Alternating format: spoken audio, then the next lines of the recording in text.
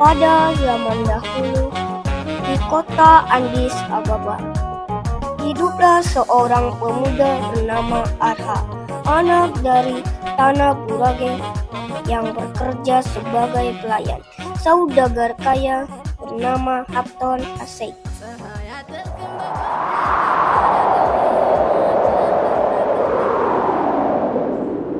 Suatu malam yang dingin, Hapton memanggil Arha untuk membawa kayu untuk api unggun. Arha, sini dulu. Baik, Tuan. Saya bertanya-tanya, apakah mungkin bagi seseorang untuk berdiri di puncak tertinggi Gunung Suluta, di mana angin tertinggi bertiup sepanjang malam tanpa selimut atau pakaian, namun tidak mati? Bukankah itu tindakan bodoh, Tuan? Mungkin, tapi aku bertaruh tak ada orang yang sanggup berdiri semalam di Gunung Suluta. Saya yakin seorang pemberani bisa berdiri telanjang di Gunung Suluta sepanjang malam dan tidak mati. Karena kamu begitu yakin, aku akan bertaruh denganmu.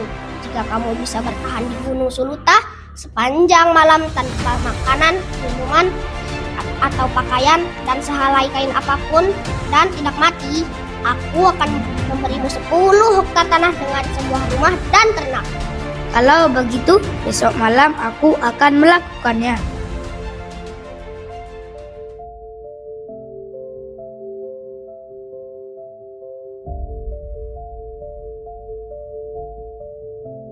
Arha sangat khawatir, maka Arha menemui seorang lelaki tua bijaksana dari suku Gurage dan menceritakan tentang taruhan yang telah dibuatnya.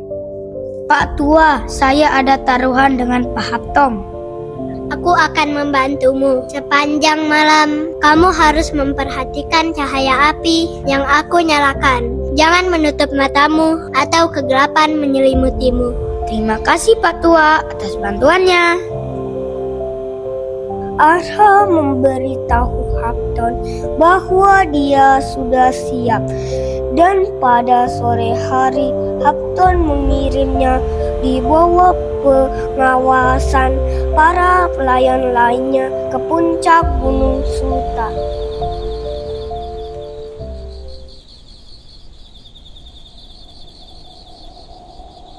Saat malam tiba, Arha melepas pakaiannya dan berdiri di tengah angin dingin lembab, dan Arha melihat cahaya api yang dibuat oleh lelaki tua. Oh Tuhan, angin ini benar-benar menusuk tulangku.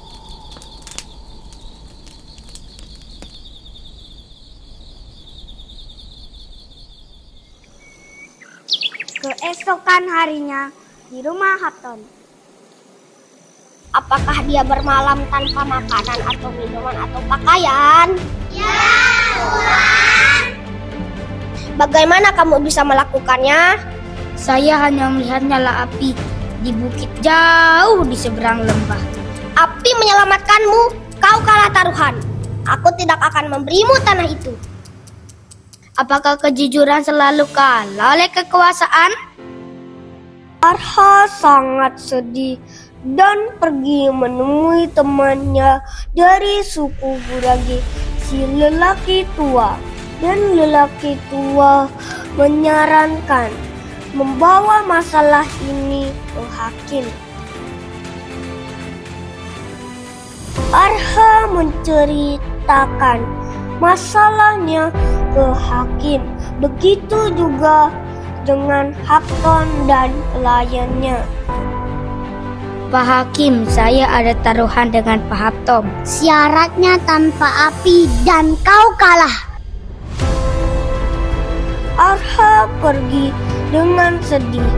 Dia pergi ke rumah Hailu, seorang pria kaya raya, dan menjelaskan tentang taruhan Arha dan Hapton.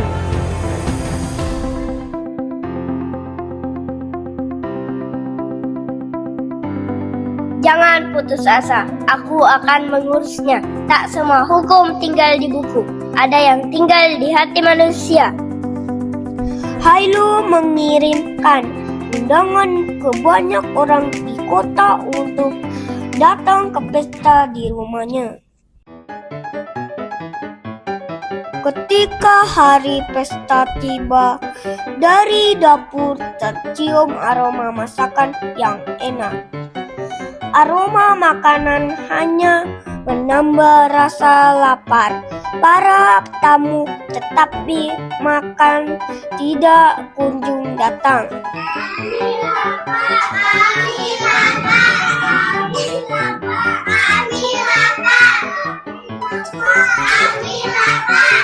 Bukankah kalian mencium masakan? Ya, kami menciumnya. Para hadirin, bau bukanlah makanan, sama seperti api jauh di gunung, tak menghangatkan badan. Hakim tersadar akan kesalahannya dan Hakton malu. Aku salah, tanah, rumah, dan ternak adalah milik Arha.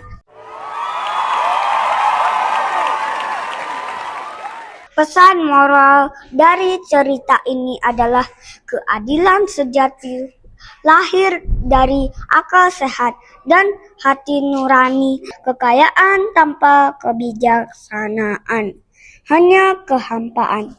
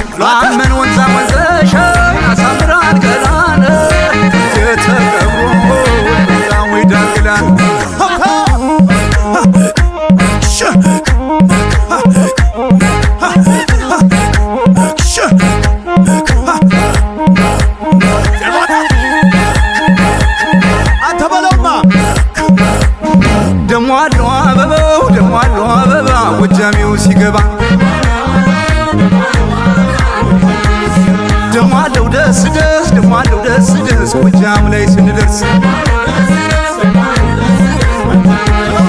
ወይ በለው እንደ ጎጃሞች ወይ በለው እንዳየን ወይ በለው እስኪ እንደ ነፍሴዎች ወይ በለው እንዳየን ወይ በለው እንብላ ነጭ ጤፍ ወይ በለው ዳጉሳው ይቆየን ወይ በለው